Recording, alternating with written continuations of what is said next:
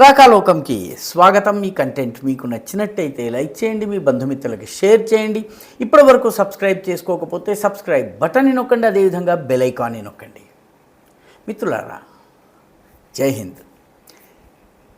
బీహార్లో special intensive revision SIR ఓటర్ల జాబితాని మొత్తము ఓవర్హాల్ చేసి ఇంటింటికి వెళ్ళి గతంలో ఉన్నటువంటి ఓటర్ లిస్టులని పక్కన పెట్టేసి తాజాగా మొత్తము ఓటర్లందరినీ నమోదు చేసేటటువంటి కార్యక్రమాన్ని విపక్షాలు ఎందుకు వ్యతిరేకించాయి? వాటికి జార్జ్ సోరోస్ ద్వారా ఆర్థిక సహకారం పొందినటువంటి సంస్థలు ఎందుకు వ్యతిరేకించాయి? సోకాల్డ్ బ్రేకింగ్ ఇండియా ఫోర్సెస్ ఎందుకు ఈ స్పెషల్ ఇంటెన్సివ్ రివిజన్ని వ్యతిరేకించాయి? ఇప్పుడు అర్థమవుతున్నది.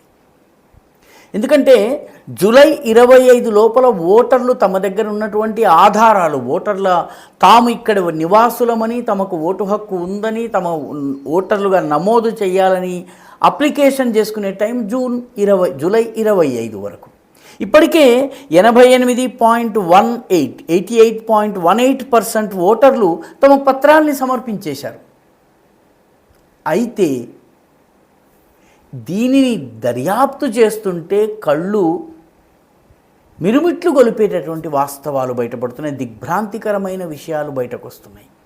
అదేంటంటే బీహార్లోని ప్రస్తుతం ఉన్నటువంటి ఇప్పటి వరకు చలామణి అయినటువంటి ఓటర్ల జాబితాలో దాదాపు 1.59% అంటే దాదాపు 12.5 లక్షల మంది ఓటర్లు చచ్చిపోయారు, కానీ వాళ్ళ పేర్లు ఓటర్ల జాబితాలో కొనసాగుతున్నాయి.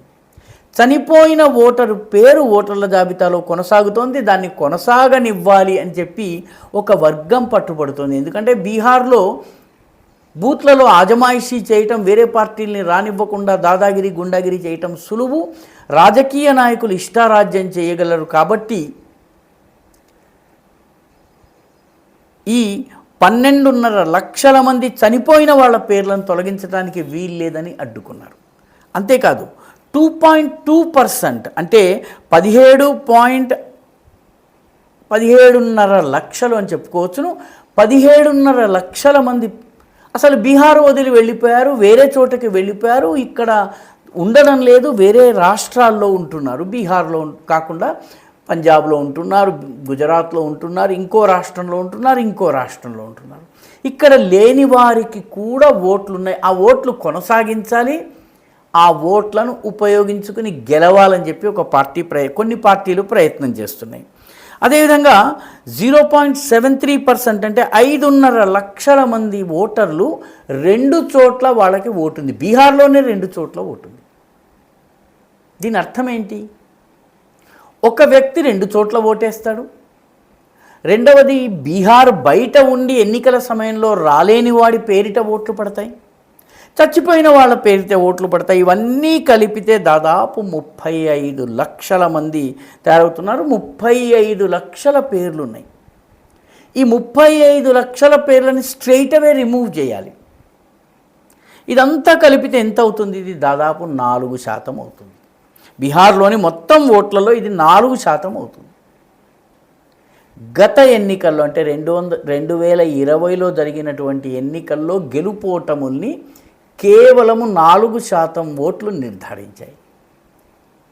కాబట్టి డబుల్ ఎంట్రీ ఉన్నటువంటి వాళ్ళు, రాష్ట్రంలో లేనటువంటి వాళ్ళు, అదేవిధంగా చనిపోయిన వాళ్ళ పేర్లను కూడా ఉంచి ఓట్లు వేయటము, బూత్లో ఉండే వాళ్ళందరూ మన వాళ్ళు అయినట్టయితే వాళ్ళ పేరు మీద ఓట్లు పడిపోతుంటాయి. ఇది చేసే ప్రయత్నం చేశాయి. కాబట్టే కొన్ని వర్గాలు స్పెషల్ ఇంటెన్సివ్ రివిజన్ని అంగీకరించలేదు. ఇంకా ఆశ్చర్యకరమైనటువంటి విషయం ఏంటంటే బీహార్లో పూర్వాంచల్ ప్రాంతంలో బంగ్లాదేశీ మూలానికి చెందినటువంటి వాళ్ళ యొక్క పేర్లు ఇందులో నమోదై ఉన్నాయి. బంగ్లాదేశీ మూలానికి చెందినటువంటి వాళ్ళు సరిహద్దు దాటి వచ్చేస్తారు. బీహార్లో 4 జిల్లాలు బంగ్లాదేశ్ సరిహద్దు కలిగి ఉన్నటువంటి రాష్ట్రాలు. ఒకటి అరారియా, రెండవది పూర్నియా, మూడవది కటిహార్, నాలుగవది కిషన్గంజ్. ఇప్పటికే ఇవి ముస్లిం మెజారిటీ జిల్లాలు. వీటిలో ముస్లిం ఎమ్మెల్యేలు విజయం సాధిస్తారు. ఇక్కడ పెద్ద సంఖ్యలో బంగ్లాదేశీ అక్రమ చొరబాటుదారులు ఓటర్లుగా నమోదయ్యారు. రోహింగ్యాలు కూడా వచ్చారు. అదేవిధంగా నేపాల్లోని తరాయి ప్రాంతము, బీహార్లోని ఉత్తర భాగానికి నేపాల్ ఆనుకుని ఉంటుంది. ఇక్కడ ఉన్నటువంటి తరాయి ప్రాంతంలో పెద్ద ఎత్తున ముస్లింలు ఉంటారు. ఆ ముస్లిములందరూ కూడాను ఈ కోసి నది పరివాహక ప్రాంతంలో వచ్చేసేసి ఓటర్లుగా నమోదయ్యారు. సో నేపాలీలు, బెంగాలీ, బంగ్లాదేశీలు, రోహింగ్యాలు అంటే మ్యాన్మార్కి చెందినటువంటి ప్రజలు వచ్చి బీహార్ ఓటర్ల జాబితాలో తమ పేరును నమోదు చేసుకున్నారు. వీళ్ళు డబుల్ ఎంట్రీ లెక్కలోకి రారు, వీళ్ళు చనిపోయిన వాళ్ళ లెక్కలోకి రారు, వీళ్ళు వేరే రాష్ట్రాల్లో ఉన్న వాళ్ళ లెక్కలోకి రారు. వీళ్ళు పూర్తిగా విదేశీయులైండి అక్రమంగా ఓటర్ల జాబితాలో తమ పేర్లని నమోదు చేసుకున్న వాళ్ళు. గత ఎన్నికల్లో బీహార్లో 40 నియోజకవర్గాల్లో 3,500 ఓట్ల మెజారిటీతోనే గెలుపోవటములు నిర్ధారణ అయినాయి. 3,500 అంటే అందులో సగము దాదాపు 17,000 ఒక్క ఓటు కనుక వచ్చినట్టయితే గెలుపోవటములు తారుమారవుతాయి.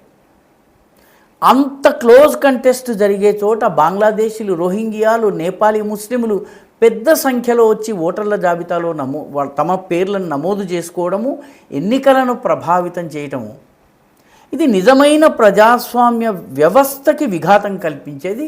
ఇది నిజమైన ప్రజా తీర్పు కూడా కాదు. కాబట్టి వీళ్ళ పేర్లను తొలగించటము, ఓటర్ల జాబితాని శుద్ధీకరించటము, శానిటైజ్ చేయటం ఇది చాలా అవసరము. దానికోసమే స్పెషల్ ఇంటెన్సివ్ రివిజన్ జరుగుతోంది. సుప్రీంకోర్టు కూడా దీనికి ఆమోద ముద్ర వేసింది. దీనిని వ్యతిరేకించాయి విపక్షాలు. ఎందుకంటే గత ఎన్నికల్లో అవి ఓడిపోయింది కేవలం 4%. ఈసారి ఈ 4% కనుక యాడ్ అయినట్టయితే, బంగ్లాదేశీ ఓటర్లు, రోహింగ్యా ఓటర్లు, నేపాలీ ఓటర్లు యాడ్ అయినట్టయితే ఎన్నికల ఫలితాలు తారుమారవుతాయి. వాళ్ళ సమస్య ఇంకొకటి కూడా ఉంది. సుప్రీంకోర్టు కేవలము బీహార్ మాత్రమే కాదు, బీహార్ తర్వాత ఎన్నికలు జరగబోతున్నటువంటి అస్సాంలో, బెంగాల్లో, గుజరాత్లో, పుదుచ్చేరిలో, మిగతా అన్ని రాష్ట్రాల్లో కూడా నెమ్మదిగా అన్ని చోట్ల ఈ స్పెషల్ ఇంటెన్సివ్ రివిజన్ జరపాలని చెప్పి ఆదేశాలు జారీ చేసింది. అవి అమలవుతాయి. ఇది అమలైతే బీహార్లో లాగానే బెంగాల్లో కూడాను బంగ్లాదేశీ ఓటర్లతో 11 సంవత్సరాలుగా అధికారంలో ఉన్నటువంటి నాయకురాలు ఓడిపోయే పరిస్థితి వస్తుంది. అదేవిధంగా అస్సాంలో ఎన్నికల ఫలితాల్లో బంగ్లాదేశీలు ఇష్టారాజ్యం చేయలేని పరిస్థితి వస్తుంది. కాబట్టి ఈ స్పెషల్ ఇంటెన్సివ్ రివిజన్ని ఇంతగా వ్యతిరేకిస్తున్నారు. బీహార్ యొక్క గణాంకాలను, ఇవి తాత్కాలిక గణాంకాలు, పూర్తి గణాంకాలు ఇంకా రాలేదు. ఎందుకంటే సెప్టెంబర్ నాటికి ఓటర్ల జాబితా వస్తుంది. సెప్టెంబర్ నాటికి పిక్చర్ క్లియర్ అవుతుంది. కానీ ప్రస్తుతం ఉన్నటువంటి తాత్కాలిక గణాంకాల ప్రకారమే 35 లక్షలు చనిపోయిన వాళ్ళు, రాష్ట్రంలో లేని వాళ్ళు, 2 చోట్ల ఉన్న వాళ్ళ పేర్లు ఉన్నాయి. బంగ్లాదేశీలు, రోహింగ్యాలు, నేపాలీ ముస్లింల సంగతి ఇక చెప్పనే అక్కర్లేదు. కాబట్టి బీహార్లో జరుగుతున్నటువంటి SIR నిజమైన ప్రజాస్వామ్య తీర్పు రావడానికి సహకరిస్తుంది. దాని తర్వాత ఇలాంటి రివిజన్ మిగతా దేశంలో అంతటా కూడా జరగాల్సినటువంటి అవసరం ఉంది. దొంగ ఓట్లను ఏరివేయాల్సినటువంటి అవసరం ఉంది. ఈ వీడియో మీకు నచ్చినట్టయితే లైక్ చేయండి, షేర్ చేయండి, ఈ ఛానల్కు సబ్స్క్రైబ్ చేయండి. మీ అభిప్రాయాన్ని కమెంట్ల రూపంలో తప్పనిసరిగా పంపించండి.